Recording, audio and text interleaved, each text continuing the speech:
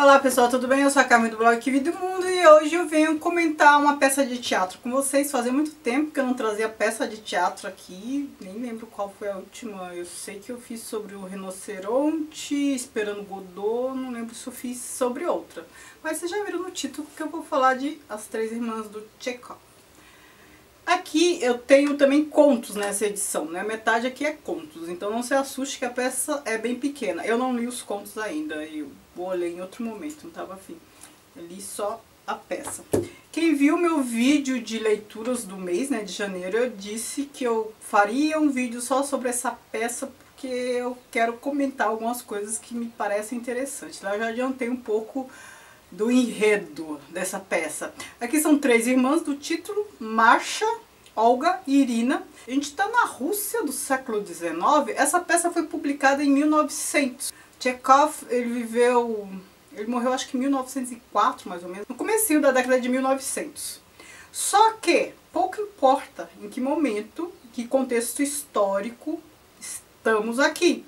Porque a questão do tempo aqui é o tempo interior, não é o tempo cronológico. Então, importa muito pouco qual é o contexto sócio-histórico, porque é uma peça focada na psicologia das personagens. E essas três irmãs, elas moram com o irmão e elas estão sempre sonhando com Moscou.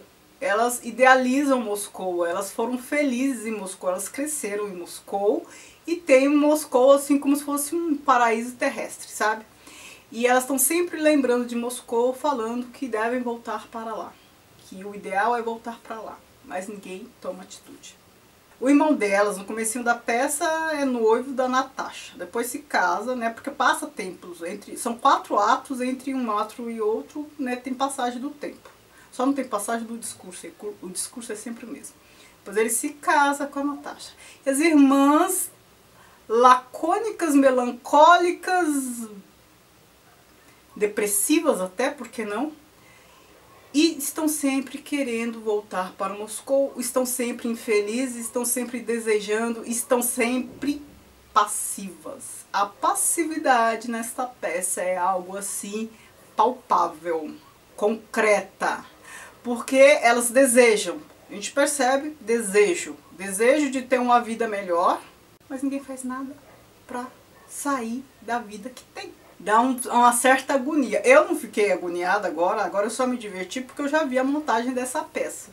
Né? Eu vi há um tempo atrás, era com a Renata Sorrah, Deborah Evelyn, não lembro mais quem. Mas eu lembro que quando eu estava assistindo a peça eu ficava um pouco agoniada. E aí você fica naquela, entra ato, sai ato, e elas estão desejando ir para Moscou. Masha é casada. O marido dela, professor de liceu, ele é completamente apaixonado por ela, bobão e tudo mais. E ela não tá feliz no casamento. Olga, irmã do meio, é uma que o tempo tá passando e ela gostaria de ter se casado. E a Irina é a jovem, é a mais jovem, começa no aniversário dela. Ela tem 20 e poucos anos na peça. E é outra também desejosa a voltar para Moscou. A vida delas muda um pouquinho a partir de um regimento que se instala lá na cidade. E elas conhecem os militares, né? Tem, acho que o capitão, bom, tem a hierarquia aí. Masha se interessa por um deles, Masha é casada. E a Irina por outro. Ainda assim, o desejo delas é de ir para Moscou, ainda assim, né? Elas se envolvem com outras pessoas, mas nada muda.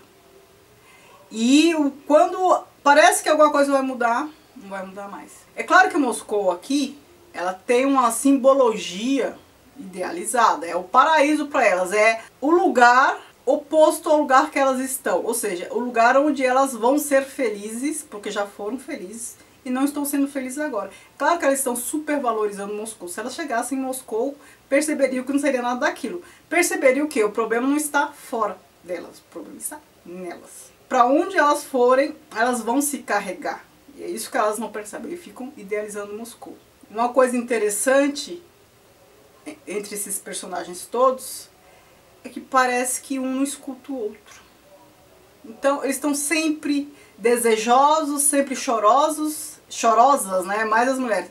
Desejosas, chorosas, reclamonas, mas parece que cada um está falando consigo mesma. Ninguém tá escutando. Parece um monólogo, assim, muitas pessoas fazendo monólogos no mesmo espaço. Parece coisa de doido, sabe? E enquanto elas nesse estágio letárgico, aí a cunhada, Natasha, vai se assenhorando da casa, vai tomando conta da casa.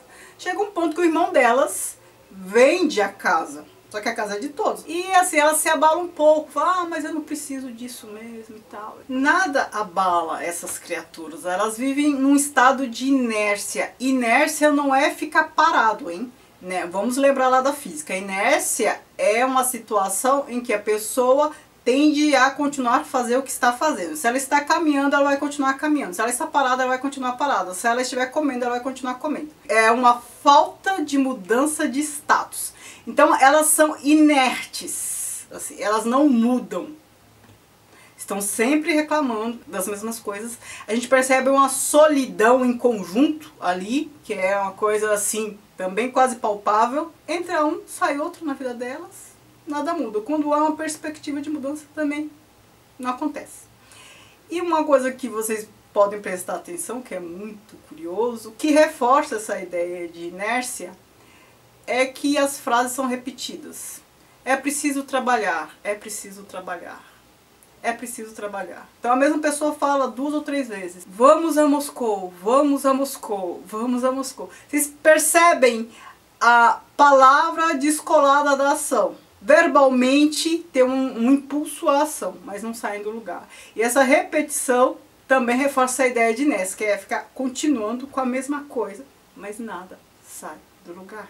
Eu acho que o Chekhov fez isso para se divertir, o que é bem curioso. Ele é médico, isso explica um pouco ele trazer psicologia. Ele não era terapeuta, ele era médico, mas ele tem como objeto, assim, não estou tentando coisificar as pessoas quando eu falo isso, mas ele tem como objeto de trabalho o ser humano. Então ele devia ter facilidade para perceber o ser humano. Então, por isso que ele trata da psicologia dessas personagens com poucos dados do contexto. Pode ser qualquer contexto, qualquer lugar do mundo e qualquer época. Então perceba aqui, não importa muito se é Rússia, poderia ser Estados Unidos, poderia ser Brasil.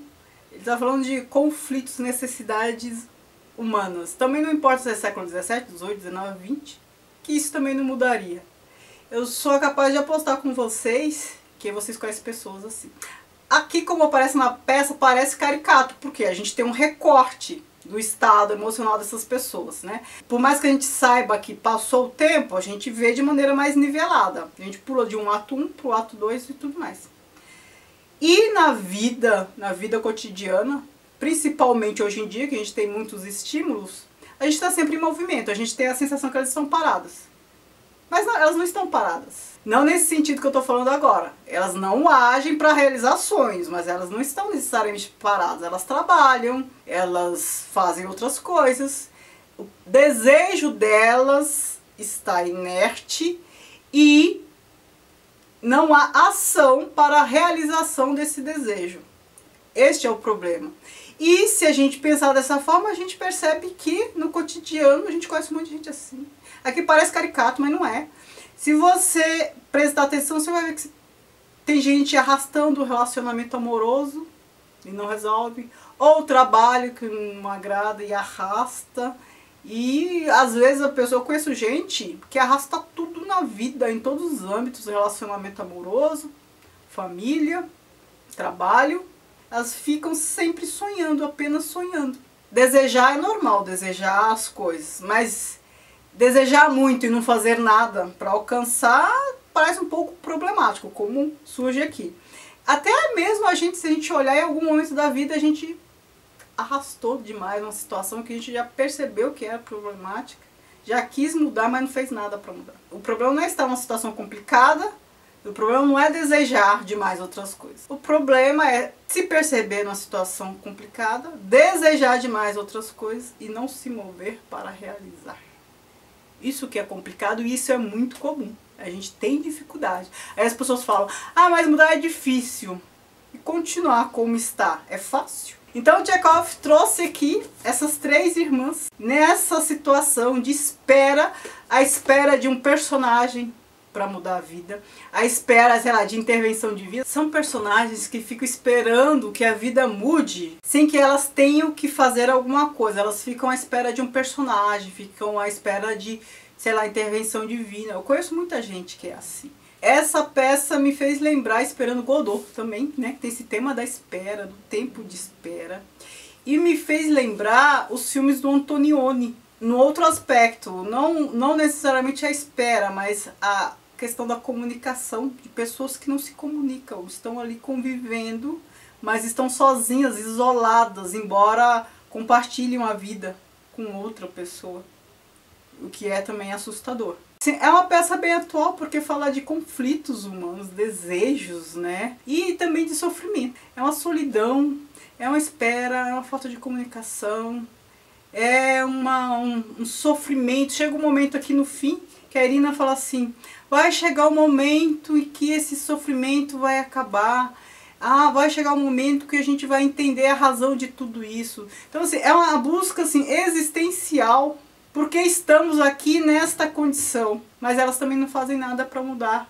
Não há protagonismo aqui, elas são muito à mercê do destino, do tempo, das outras pessoas. Elas ficam muito vulneráveis à ação do outro porque elas não agem. Então tá aqui uma indicação de leitura, eu espero que vocês tenham gostado. Comentem se vocês já leram, se vocês ficaram angustiados com essa situação aqui, o que vocês acharam, tá bom? Muito obrigada por assistir, não se esqueça de curtir o vídeo, de se inscrever no canal se não for inscrito, de me seguir nas redes sociais, no Instagram, que eu mostro bastante coisa que eu tô lendo lá, e Facebook, que é a página do blog, onde eu publico muitas outras coisas além de leitura, certo? Muito obrigada por assistir, beijos e tchau, tchau.